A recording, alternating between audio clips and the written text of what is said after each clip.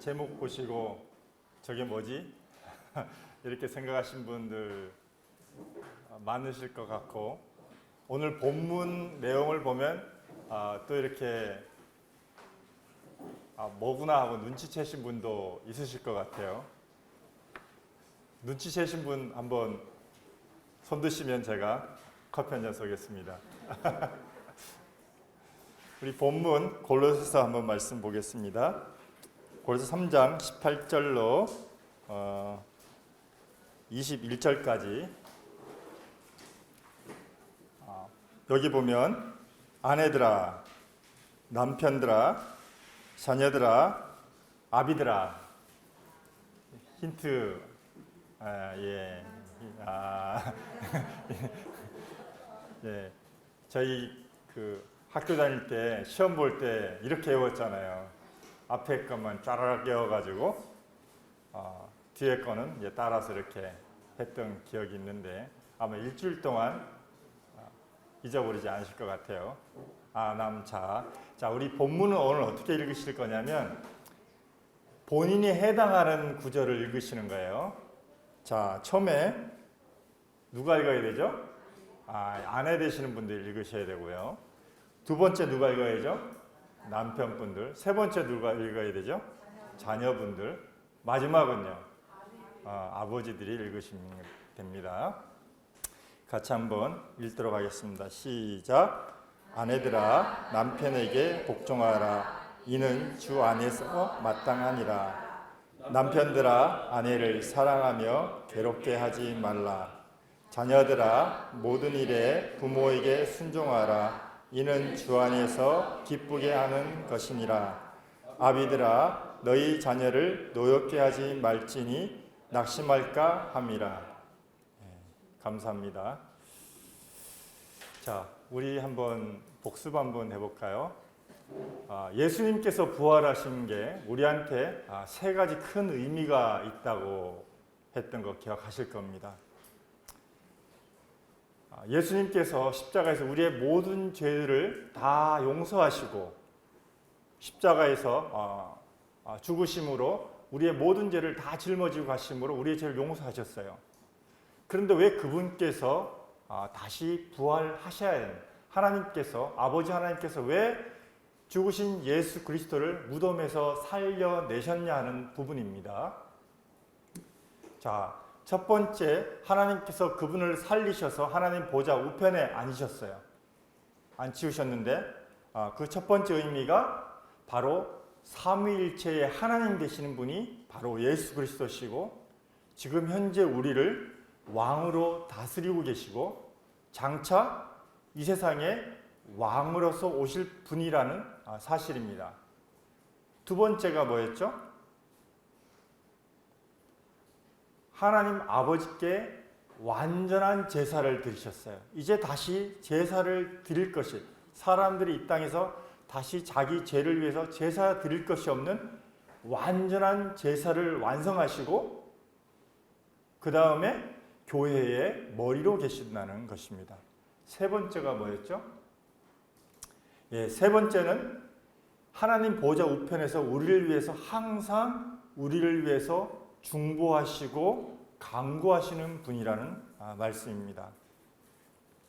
자, 우리가 이 세 가지의 예수님의 부활을 가지고 그 다음에 우리가 봐야 되는 건 무엇은 이 부활하신 예수 그리스도와 연합된 성도는 과연 어떠한 존재인가 하는 부분을 지난 시간에 교제를 하면서 이 헬라어 문법에 특별한 문법이 있다고 제가 말씀드린 바 있습니다.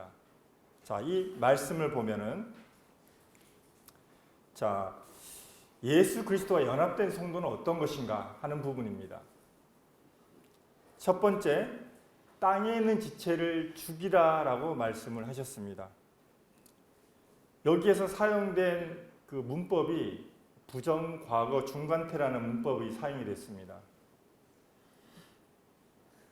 오래된 과거 또는 이미 지난 과거의 어떠한 시점에서 그 일을 행했는데 이것은 자기에게 영향이 미치도록 하기 위해서 본인이 참여한 것이라고 했습니다. 예를 들면 나는 과거에 침례를 받았다 라고 하는 것은 이제 침례받은 사람으로서 성도로서 사는 것을 위해서 그가 침례를 받은 것이에요.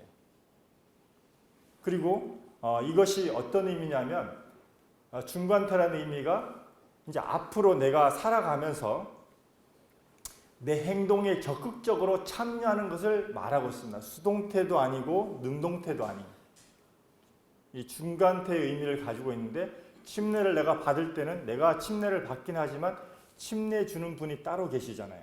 그러나 내가 침례에 참여함을 통해서 성도로 더해진 거잖아요. 이런 의미를 가지고 있거든요.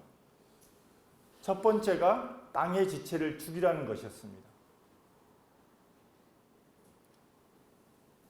이미 죽었기 때문에 그 죽은 자신을 확인하고 계속 그 안에서 살라는 것입니다.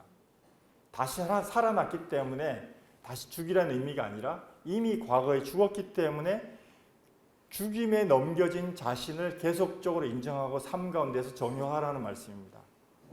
두 번째, 과거의 모든 것을 벗어버리라는 거예요.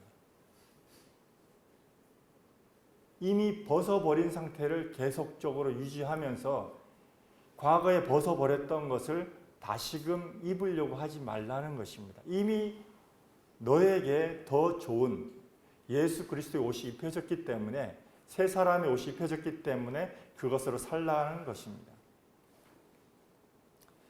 세 번째, 새 사람을 입으라고 말씀하신 것입니다. 이것도 마찬가지입니다. 이미 입었기 때문에 새 사람이 되었기 때문에 새 사람으로 살라고 말씀을 하고 있습니다. 오늘 본문은 아남자아, 이 본문은 바로 이 전제를 근거로 해서 우리에게 말씀을 하나님께서 해주시고 계신 것입니다. 어떤 어머님이 30년 된 선풍기를 사용을 하고 계신데 아들이, 요즘 참 무지 덥죠. 밤에도 몇 번씩 깨는데 아들이 우리 어머니 이래서 안 되겠다. 그래서 요즘 신형 인버터 전기값도 한 달에 틀어도 2만 원에서 5만 원밖에 안 나오는 인버터 에어컨을 설치해 드렸어요. 그럼 어머님이 어떻게 하시겠습니까? 아들아 고맙다. 그런데 나는 전기값이 아까워서 계속 선풍기를 틀란다. 어머님 전기값도 제가 내드릴 테니까 염려하지 마시고 쓰세요. 어머님이 아들의 선물을 받아들고 누리실 수 있는 거잖아요. 그렇죠?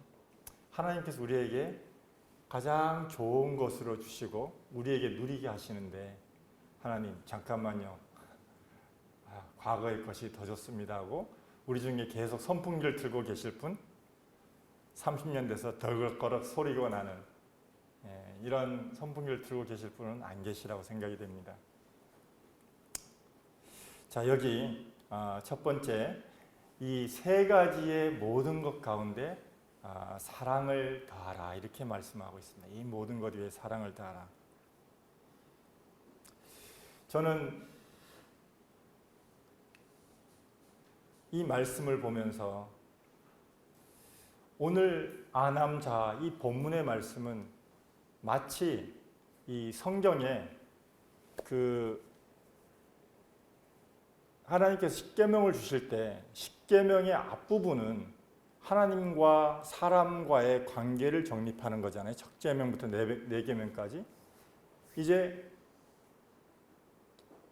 이 다섯 번째 계명부터는 이제는 사람과의 관계를 나타내는 계명으로 사용이 됩니다. 자, 이렇게 우리가 전제로 부활하신 그리스도와 연합된 성도에게 이제 사람과의 관계에서 어떻게 해야 될 것인가 하는 부분인데 그 출발점이 어디냐면 가정에서 시작을 하고 있습니다. 창세기 2장에서 하나님께서 가장 먼저 제정하신 제도가 바로 결혼을 통해서 가정을 갖는 것입니다. 남자와 여자를 따로 만들지 않고 남자를 흙으로 빚으신 이후에 남자에게서 뼈를 취해서 그것으로 아내를 만들었습니다. 그리고 하나님께서 남자에게서 나왔기 때문에 여자라고 하라라고 해서 이 남자와 여자는, 남편과 아내는 원래 한 몸인 것을 하나님께서 말씀하고 계십니다. 이렇게 하나님께서 창조 이후에 가장 먼저 이 가정의 제도를 말씀하신 것은 하나님이 이 계획 속에 숨겨놓은 하나님의 깊은 뜻이 있는 것을 우리가 다 알고 있습니다. 맞습니다. 그리스도와 교회의 관계를 설명하기 위해서 신랑 되신 예수 그리스도와 몸된 그분의 신부된 이 교회를 설명하기 위해서 하나님께서 가장 먼저 사람을 만드시고 하신 것이 결혼이라는 제도를 말씀을 하셨습니다. 그래서 이 사람에게서 하나님이 말씀을 어기고 선악을 알게 한 나무의 열매를 먹고 나서 이 하나님께서 만들어 주신 이 관계가 깨어졌어요. 서로를 신뢰하지 못하는 이런 관계로 깨어졌어요. 그것과 더불어 두 사람의 관계가 깨어진 것뿐만이 아니에요. 서로가 부끄러워서 나뭇잎으로 옷을 해입은 것뿐만이 아니라 그 여자를 데려오신 하나님에게까지 원망이 가고 있어요. 이 깨어진 관계가 결국은 하나님과의 관계에서도 사람이 스스로 거리를 두는 이러한 모습으로 나타났던 것을 보게 되었어요. 그리고 여자에게는 먼저 자신이 그걸 먹고 아무 일도 없어, 당신도 먹어봐 했던 이 여자에게는 너는 남편을 원하고 남편은 너를 다스릴 것이라 하고 이렇게 말씀을 하시면서 하나님께서 왜 이렇게 말씀하셨겠어요? 안 되기 때문에. 선악을 알게 한 나무의 열매를 맺고 하나님과 깨어진 관계 가운데 있는 이 아내에게, 이 남편하고 관계가 안 되기 때문에 이 아내에게 이걸 말씀하신 거예요. 제가 즐겨 보는 부분이 이 공동 번역에 뭐라고 되어 있냐면, 너는 남편을 마음대로 주무르고 싶겠지만 도리어 남편의 손아귀에 들 것이다, 이렇게 말씀하고 있습니다. 제가 무슨 봉건 시대의 말씀을 하는 것이 아니라, 유교의 어떤 말씀을 하는 것이 아니라 하나님께서 범죄한 사람에게 이렇게 말씀하셨습니다. 흠정역에서는 너의 바람은 내 남편에게 있을 것이요 남편이 너를 주관할 것이라, 이렇게 말씀을 하고 있습니다. 너는 남편을 바라보고 남편이 너를 주관할 것이다. 아마 이 말씀을 우리 젊은 형제 자매들, 또 젊은 또 청년들에게 말하면 말씀은 그런데 요즘과 좀 안 맞는 것 같습니다. 참조는 하겠지만 적용하기는 힘들 것 같아요. 이렇게 말씀하실지도 모르겠어요. 그러나 이것은 우리가 뭐 더하거나 뺄 수 있는 것이 아니라 분명한 하나님의 말씀입니다.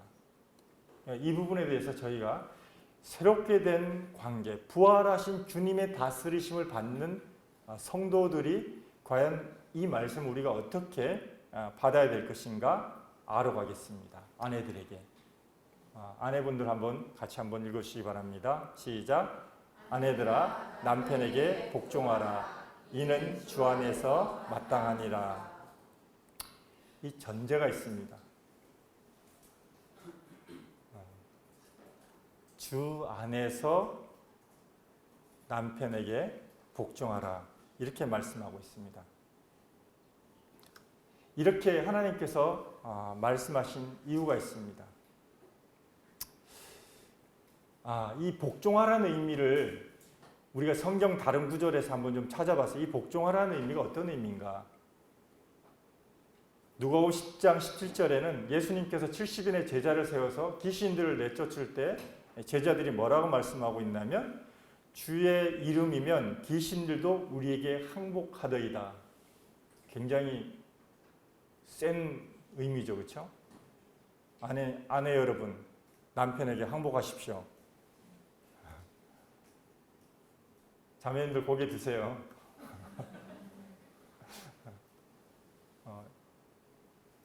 자매님들 똑똑한 거 잘 알고 있고요. 많이 배우신 거 잘 알고 있고요. 남편보다 사리분별 잘하신 거 알고 있고요. 지혜로운 거 알고 있는데 남편에게 항복하십시오. 제 말이 아니고 하나님의 말씀입니다. 형제님들 기분 좋으십니까? 더 큰 게 있으니까 형제님들 긴장하시기 바랍니다. 하나님께서 이렇게 말씀하신 이유가 있습니다. 하나님의 말씀이 비방을 받지 않게 하려 함이라, 이렇게 말씀하고 있습니다. 단순히 아내들을 괴롭게 하려고, 아내들의 입을 닫고 아무 소리도 못하게 하려고 하신 것이 아니라, 이렇게 남편에게 순종하는 아내를 통해서 하나님의 말씀이 비방을 받지 않게 하기 위해서 이렇게 아내들에게 말씀하셨다고 하고 있습니다. 그래서 새롭게 가정을 이루려고 하는 형제 자매님들도 이 말씀에 주목하시기 바랍니다. 가정을 이루어야 되는 것이 오늘날 세태를 따라가는 것이 아니라 정말 하나님의 말씀에서 우리에게 뭐라고 말씀하고 있나, 우리가 어떻게 가정을 이룰 때 하나님의 이름이 영광을 받으시고 우리를 통해서 복음이 나타나고 우리의 자녀들을 통해서 동일한 믿음을 가진 자녀들이 계속적으로 우리 가정 가운데 대를 이어서 참 나타날 것인가 하는 부분에서 중요한 포인트를 여기에서 말씀하고 계십니다. 남편들 한번 읽어주시기 바랍니다. 시작. 남편들아, 아내를 사랑하며 괴롭게 하지 말라. 예.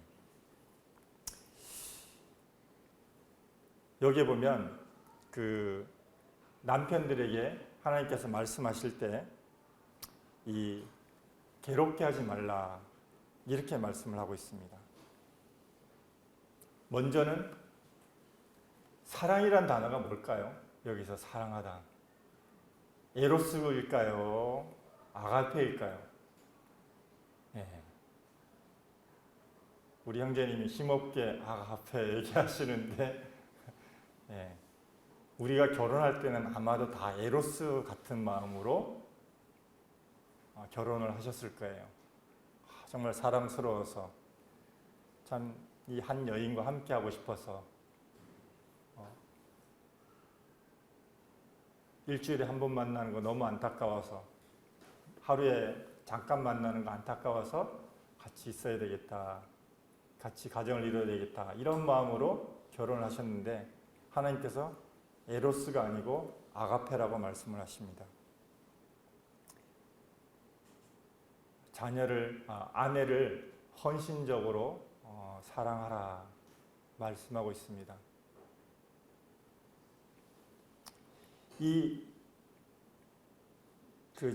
말씀 구절이 좀 잘못됐는데, 이 괴롭게 하지 말라는 말이 제가 이 사전을 찾아보니까 사용된 성경이 계시록에서만 3번 사용이 됐어요. 이 괴롭게 하지 말라는 단어가 어떤 의미냐면, 계시록에서 먹고 속이 쓰리다 할 때 쓰는 단어가 괴롭게 하지 말라는 단어예요. 그러니까 남편들한테 아내를 힘들게 해가지고 정말 그 쓰라린 마음이 오랫동안 아내에게 남게 하지 말라, 이런 의미를 가지고 있습니다. 그러니까 신체적으로 아내를 학대하고 하지 말라, 이런 의미가 아니라 아내의 마음이 쓴 상태로 계속적으로 머물지 않도록 하라는 의미를 가지고 있습니다.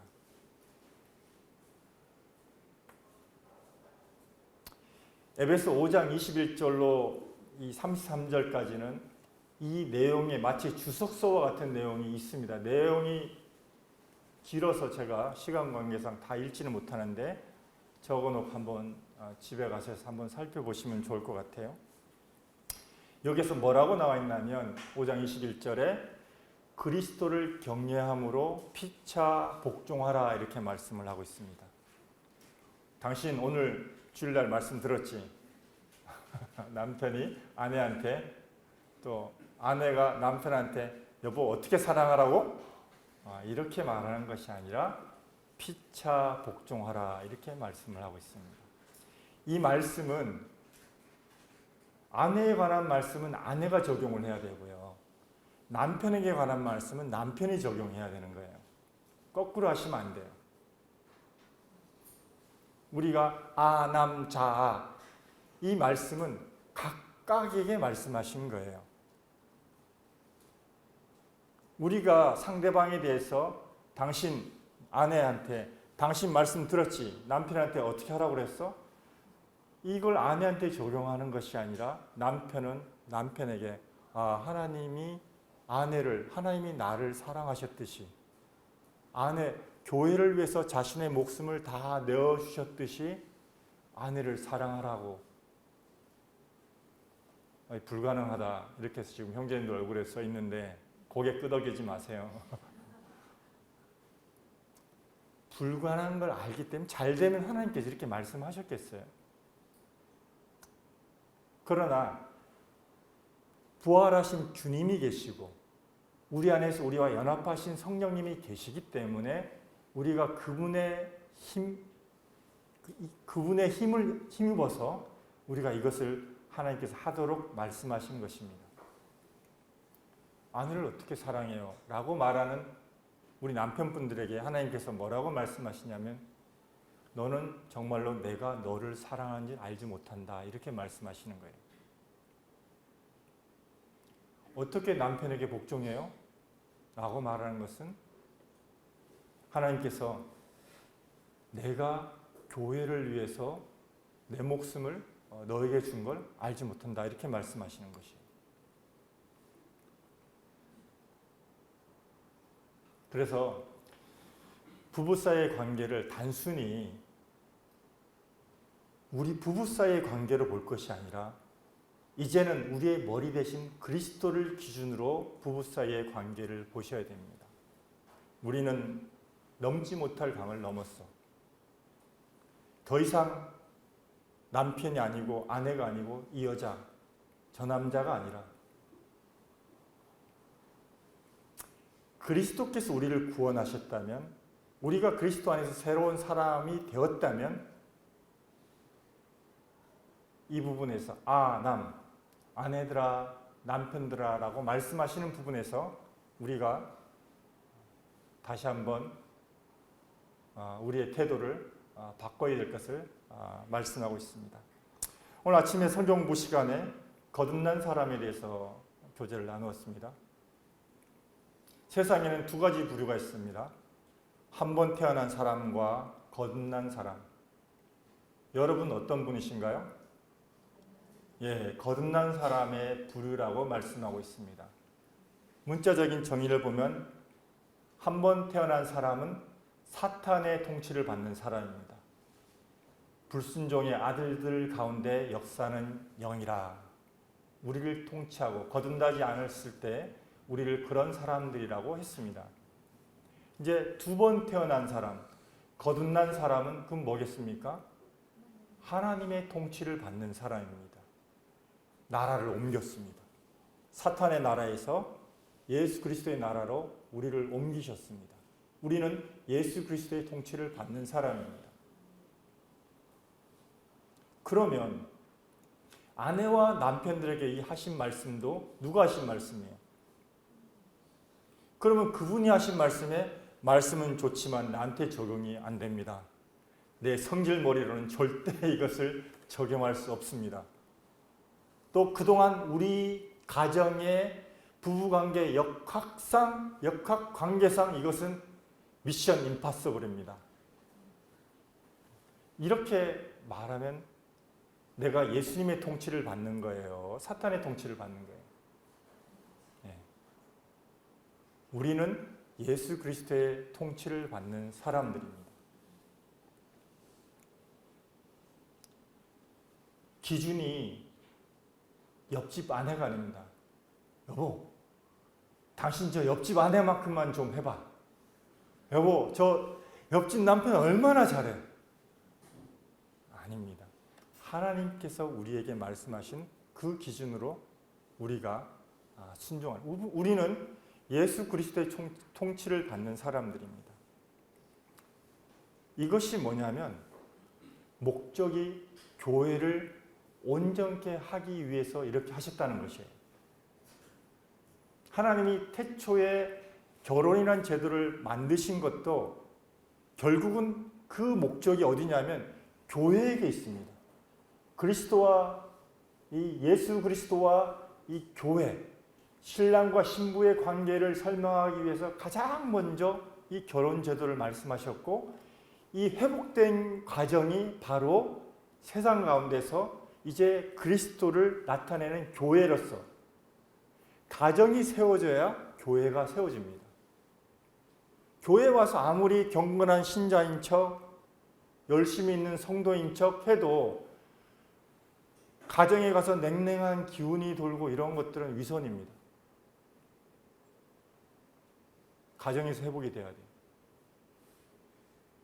이건 하나님의 명령입니다. 남편들은 아내에게 밀었던 남편의 임무들을 되찾으시길 바래요. 여보, 나는 바깥 남자야. 밖에서 하는 일 내가 다 하고, 당신은 안 사람이니까 집안일은 다 당신하고, 자녀 교육도 다 당신이 알아서 하고, 당신이 잘하잖아. 나 회사 갔다 와서 피곤해. 하나님께서 이렇게 하지 말라는 것입니다. 남편의 자리를 찾으라고 말씀하고 있습니다. 에베소 5장 27절에 자기 앞에 영광스러운 교회로 세우사 티나 주름 잡힌 것이나 이런 것들이 없이 거룩하고 흠이 없게 하려 하심이라. 하나님께서 이렇게 말씀하시는 거예요. 티나 주름 잡힌 것이 없는 교회를 만들기 위해서 가정을 회복하라고 말씀하신 것입니다. 모든 그리스도인들이 주님 다시 오시면 좋겠어요. 빨리 오시면 좋겠어요. 이것이 현재의 괴로움을 피하는 방도로 주님이 다시 오심을 바라는 것이 아니잖아요. 주님과 결혼하기 위해서 다시 오실 주님을 우리가 고대하고 있잖아요. 그런데 이 땅에서 결혼 생활을 제대로 안 하는 사람이 어떻게 주님과 결혼할 것을 소망합니까? 이건 이율배반적인 행동이잖아요. 모순이지 않습니까? 과거에는 우리가 그랬습니다. 많은 이제 그리스도와 함께 연합한 사람은 새롭게 살라고 말씀하고 있습니다. 요즘 MZ라고 하는 우리 자녀들 같이 한번 읽어보겠습니다. 본인이 MZ 아니라도 좋습니다. 우리 자녀라고 생각하는 분들 다 같이 한번 읽어보겠습니다. 시작. 자녀들아, 모든 일에 부모에게 순종하라. 이는 주 안에서 기쁘게 하는 것입니다. 이 빨간 글씨로 모든 일이라고 써놨는데 내가 원하는 일만 아니라 모든 일이라고 말씀하고 있습니다. 이 말씀에 그 3장 20절에 보면 이 말씀이 신명기에 나온 말씀을 그대로 갖다가 놨거든요. 하나님과 하나님의 관계가 이 정립된 사람에게 첫 번째 사람과의 수평적인 관계를 말할 때 이 자녀들아 주 안에서 부모에게 순종하라 말씀하셨고, 그런 사람에게 장수할 것을 하나님께서 약속하셨어요. 그런데 이 약속을 그대로 사도는 가져와서 이 골로새 성도들에게 말씀하고 있습니다. 이것이 구약에서만 해당된 것이 아니라 오늘날 거듭난 성도들에게도 동일하게 적용되는 말씀입니다라고 우리에게 말씀을 해주고 계신 거예요. 우리 속담에 참 이 집에서 새는 바가지 들에 나서 샌다 이런 속담이 있잖아요. 사실은 가정은 주님께서 주신 첫 번째 권위에 순종하는 이 기관입니다. 가정에서 부모님을 통해서 정말 부모님에게 순종하는, 내가 원하는 것에, 내가 동의가 되는 것에만 순종하는 것이 아니라 모든 일이라고 말씀하고 있습니다. 여기도 전제가 뭐냐면 주 안에서라고 하고 있습니다. 특별히 아내들하고 자녀들한테 주 안에서란 전제를 넣으신 것을 주목해 보시기 바랍니다. 이것은 믿지 않는 남편, 믿지 않는 부모님을 둔 케이스도 염두에 두고 하신 말씀이라고 생각이 됩니다. 부모님이 성경 읽지 마 그랬다고 부모님 말씀에 순종해야 돼.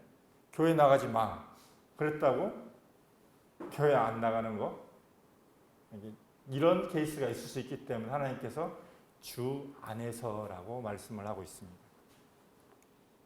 이것은 단순히 유교적으로 가부장적인 어떤 제도를 가정 가운데서 성립하기 위해서, 만들기 위해서 한 게 아니라는 사실을 우리가 생각을 해보셔야 됩니다. 부모에게 순종하는 걸 통해서 교회 안에서 먼저 되신 형제 자매들에게 순종할 수 있는 그 기반이 바로 가정에서의 순종입니다. 집안에서 순종을 배우지 못하면 정말 사회에 나가서 상사에게 순종한다는 건 참 어렵습니다. 집에서 잘 배워야 돼요. 또 부모가 이걸 도와야 됩니다. 그리고 교회에서 있는 먼저 된 형제 자매들의 권위에 순종함을 배운 성도들이 하나님의 권위에 순종할 수가 있게 됩니다. 부모에게 순종하지 못하는 자녀가 하나님의 권위에 순종한다? 참 불가능하다고 생각합니다. 그럴 수가 없죠.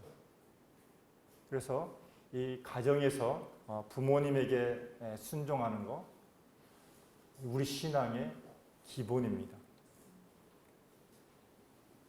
에베소 6장에는 이렇게 말씀이 되어 있습니다. 자녀들아, 주 안에서 너희 부모에게 순종하라. 이것이 옳으니라. 내 아버지와 어머니를 공경하라. 이것은 약속이 있는 첫 계명이니 이로써 내가 잘되고 땅에서 장수하리라. 사실은 5번째 계명이거든요. 그런데 이 사도는 이것이 약속이 있는 첫 계명이라고 말씀하고 있어요. 뭐냐면 앞에 부분에서는 이런 장수하리라고 하는 약속이 없어요. 근데 이 말씀에는 이 장수하리라는 약속, 뭐냐면 복을 그 사람이 누린다는 거예요. 모든 일에 부모에게 순종한 그 자녀에게는 하나님이 그에게 복을 주신다는 거예요. 이런 약속을 하셨어요. 복 받으려면 부모님에게 순종하시기 바랍니다. 부모님에게 효도한 사람은 가까이 하시기 바랍니다. 그런데 집에서 정말 부모에게 순종하지 않는 그런 자녀를 본다 그러면 그런 친구는 멀리 하시기 바랍니다. 아무리 그 사람의 능력이 뛰어난다 할지라도 가까이 할 경우에 우리가 그런 잘못된 물에 들 수가 있습니다.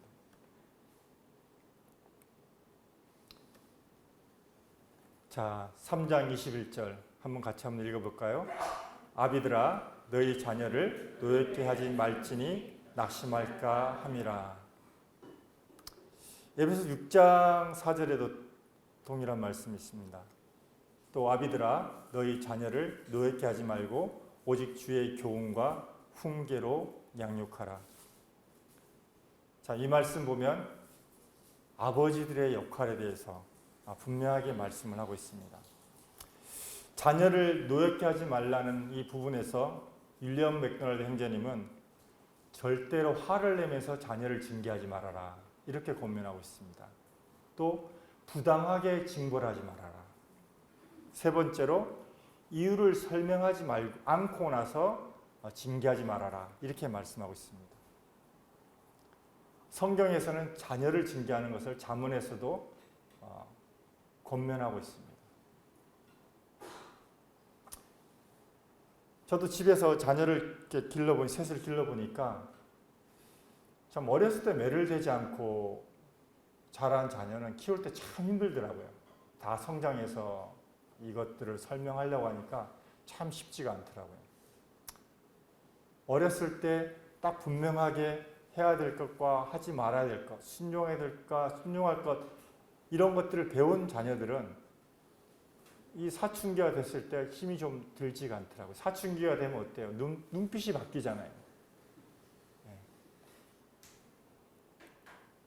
무슨 말을 해도 부모 말은 아주 그냥 콧등에도 안 치고 그냥 그러잖아요.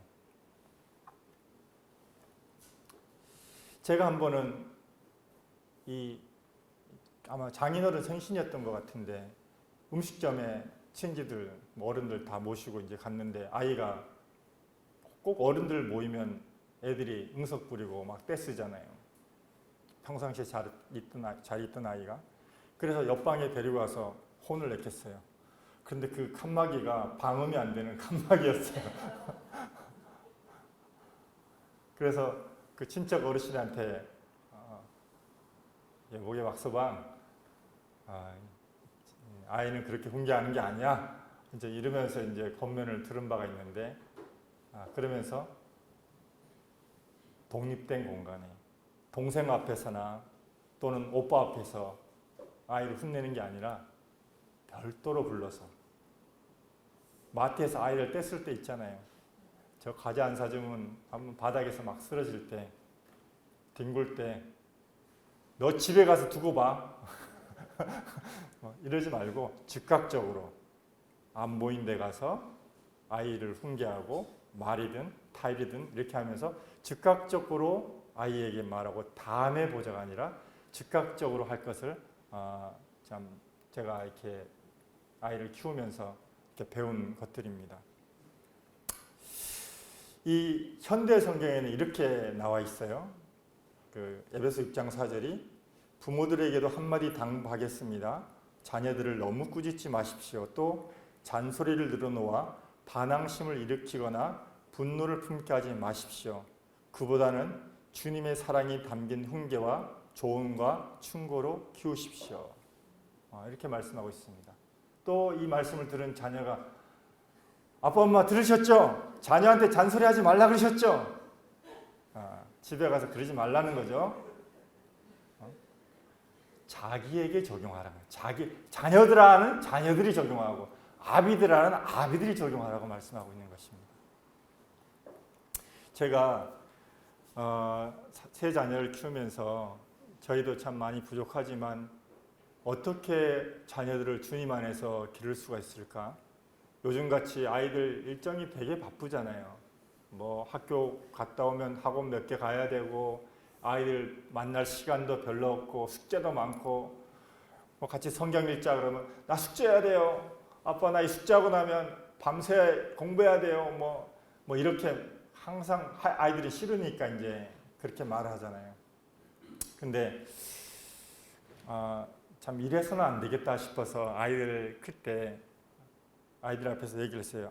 아빠가 우리 집 하나님 믿는 가정인데 이렇게 너희들 일정 바쁘고 같이 성경 읽자 그래서 힘들고 한데 이렇게 해서는 안 되겠다. 주말만이라도 같이 한번 가족들이 같이 한번 성경을 읽고 또 교제하고 이런 시간을 가졌으면 좋겠다라고 이제 아이들한테 양해를 구했어요. 그러니까 강압이 아니라 우리가 이것이 살 길인데 같이 한번 말씀을 읽었으면 좋겠다. 그래서 아이들하고 같이 이렇게 말씀을 나누고 각자가 가르치는 위치가 아니라 형제와 자매로서 또 자녀도 독립된 인격으로서 어렸을 때부터 같이 말씀을 나누고 기도 제목도 나누고 같이 끝날 때는 돌아가면서 다 같이 기도하고 각자가 기도 제목 내놓고 이렇게 가정에서 성경 읽기 모임을 하고 기도를 같이 할 때 정말 사춘기 때 자녀들에게 할 말이 얼마나 많아요. 정말 하고 싶은 말이 많잖아요. 근데 항상 부모 말은 꼰대 말이잖아요. 안 듣잖아요, 아이들이. 일단 부모 말은 제껴놓고 그런데 하나님께서 말씀을 하시니까 하나님의 말씀이 근데 매번 말씀을 대할 때마다 내가 하고 싶었던 말씀이 성경 본문에 그대로 있는 거예요. 그러니까 제가 어디를 읽자라고 한 게 아니라 야, 이번에는 오늘 이렇게 이번에 마태복음이 끝났는데 이번에 다음번에 어디 읽을까? 이제 하면 자녀들이 어디 읽었으면 좋겠어요라고 하면 그럼 그 다음에 그거 읽자 이렇게 해서 자녀들이 읽고 싶은 성경을 한 장씩 할 때마다 읽거든요.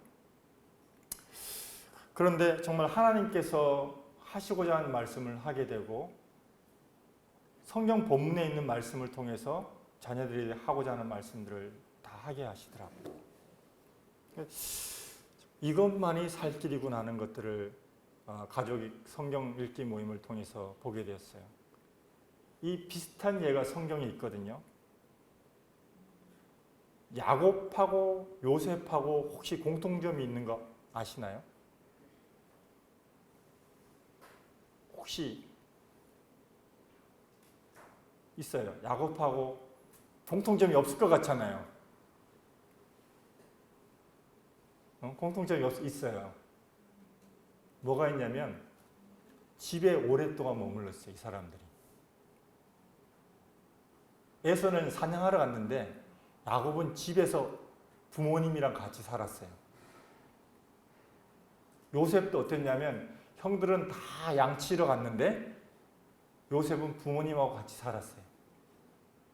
이게 성경적으로 어떤 의미를 가지고 있냐면 부모님이 집에서 뭘 해줬냐면 성경 얘기를 해준 거예요. 이때 당시에 기록된 성경이 없었거든요. 그러니까 구전으로 계속적으로 모세오경이 전달이 되어졌어요. 그러니까 집에서 부모님이 TV가 있었습니까? 무슨 스마트폰이 있었습니까? 라디오가 있었습니까? 부모님이 옛날에 말이야, 하나님께서 천지를 이렇게 창조하셨고 아담을 이렇게 만드셨고 그 역사 얘기를 자녀들에게 쭉 해주셨어요.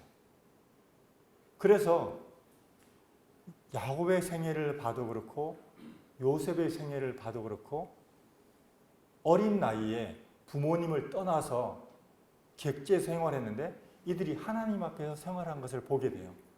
그들이 하는 말 속에 하나님이 있다는 것을 보게 돼요. 그게 근거가 어디서 나왔냐면 집에서 부모님으로부터 성경 말씀을 하나님에 대해서 들었어요.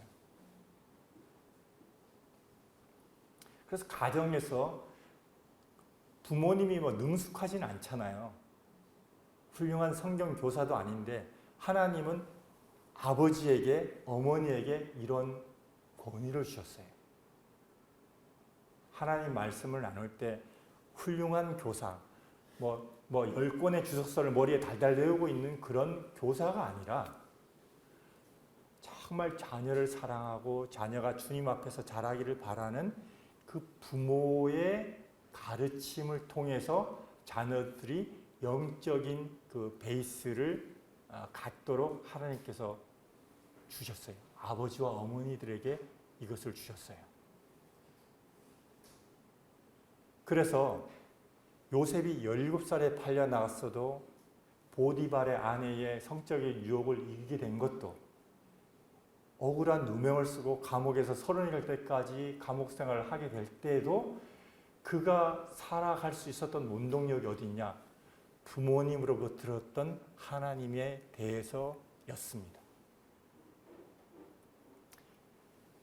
그래서 우리가 가정에서 성경을 통해서 자녀들을 가르치는 것, 가르친다기보다는 함께 나누는 것, 이것은 자녀들에게 정말 큰 영적인 유산을 물려주는 거예요. 남편과 아내가 주님 안에서 화목하고 정말 하나가 된 모습과 함께 자녀들이 이것을 보는 것은 자녀들이 큰 영적인 유산을 물려받고 그 자녀가 하나님의 사람으로 살 수 있는 큰 베이스를 제공하는 것이에요. 자, 오늘 이 말씀을 통해서 주제가 뭐라고요? 남, 자, 자기만 적용하세요. 자기만 적용하시기 바랍니다. 자, 오늘 이 디모데서 3장 4절에 이런 말씀이 있어요. 자기 집을 잘 다스려 자녀들로 모든 공손함으로 복종하게 하는 자라야 할지며 사람이 자기 집을 다스릴 줄 알지 못하면 어찌 하나님의 교회를 돌보리요. 집사들에게도 이렇게 말씀하고 있습니다. 집사들은 하나님의 남편이 되어 자기 집을 잘 다스린 자일지니, 다스린다는 의미가 통치한다는 의미가 아니고요, 앞서간다는 의미를 가지고 있습니다. 인도한다는 의미를 가지고 있습니다. 아빠가 힘이 세니까 무력으로 이놈의 자식 이런 게 아니라 하나님 믿는 사람으로서 본을 보이고 앞서가라고 말씀하고 있습니다. 이런 사람에게 교회 일꾼으로 맡기라, 이렇게 말씀을 하고 있습니다. 자, 소그룹 교제를 통해서 이 부분 함께 나누었으면 좋겠습니다. 이상입니다.